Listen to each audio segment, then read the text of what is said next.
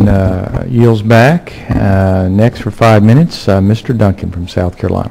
Thank you, Mr. Chairman, and thank the panelists for being here today. If I get passionate about this issue, it's because I am passionate about American energy production. I may not be as passionate as the gentleman from Alaska and the gentleman to my left from Louisiana.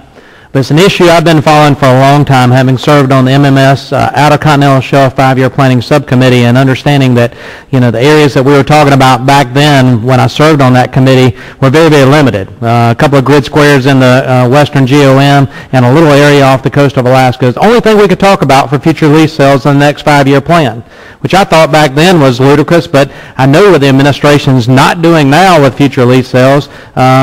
You know, they don't have a 5-year plan for the future. I'm concerned about what we're going to do without future lease sales in this country to open up these areas that the American people know the resources are there. They know that we have them in this country. We're very, very blessed, but yet the administration's policies are continuing to hamper our ability to get out there and harvest the resources, whether it's any hydrocarbon, whether it's oil or natural gas.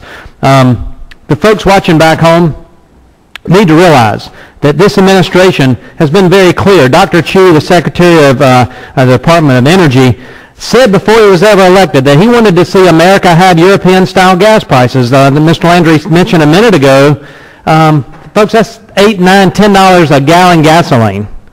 That's unsustainable. I look at this mural here and we see planes and trains and automobiles and ships and a city in the background, and everything in that picture is run on hydrocarbons. It's run on oil and natural gas, primarily in that picture diesel fuel, which comes out of the ground and is produced in the refining capacity process. And so anyway, America needs to know that this administration is standing in the way of us harvesting our own resources and moving forward with American energy independence.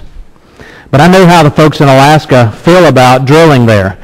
I met with a former Speaker of the House recently in my office from Alaska, and she said that a drilling bill passed in Alaska 51-1. 51-1. That tells me how Alaska feels about it. Your testimony is very, very clear, the gentlemen that are from Alaska. We went to the White House this week and we met with President Obama, and he looked at us and he said that he didn't necessarily think we had a spending problem in this country, we had a revenue problem. And he talked about possibly raising taxes on the higher income producers in this country. But you know what? The second largest income producer for this nation, second only to taxation, if you take borrowing, Mr. Chairman, out of the equation, when we're borrowing 43 cents of every dollar we spend, if you take borrowing out, the second largest income producer for this country is the revenues we get from oil and natural gas royalties and lease sales. The second largest revenue producer. If we want to increase revenue, Mr. President, we need to increase American domestic energy production and increase the revenue we get from the royalties there. You know, I looked at the graph that you provided, and ANWR is the size of my home state of South Carolina.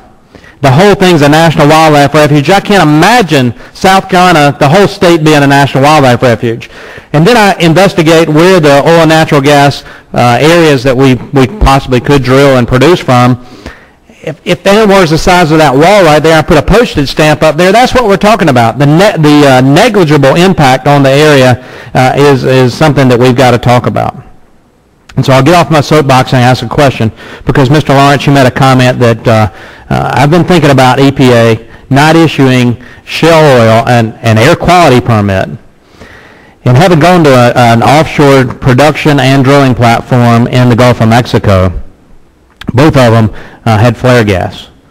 And I'm assuming that the air quality permit is dealing with that flare gas, because I don't remember seeing any other emissions that may have been under an air quality permit the EPA would be involved in. But in your comments, you talk about that BOMR had normally been the only agency that issued air quality permits. If I read this correctly, why is the EPA the agency involved here? Yes, you're correct. BOMR has responsibility for those air quality permits in the central and western Gulf of Mexico, and has for years. They would look at any emissions, for example, from drill ships in those areas. In the Alaska jurisdiction, the EPA has been designated as having that responsibility, and at least since I've been going for a permit. And what I would say is that the experience level with working with those permits and the kind of issues that you face with those permits is far less with the EPA than it is elsewhere. Having said that, what I look forward to is just to be able to receive the permit, having met all those requirements and having been able to deliver what we've said we would deliver, to be able to get those permits. Mr. Lawrence, I know you're going through a permitting process with EPA, and you're treading very lightly because you don't want to impact that. I appreciate those comments, but I'm going to question this committee why the EPA is involved in the Alaskan Sea, Beaufort and Chukchi and the rest of them, when Bomer does it everywhere else there's offshore drilling. Thank you, Mr. Chairman. Thank you. Now, Mr. Rivera of Florida.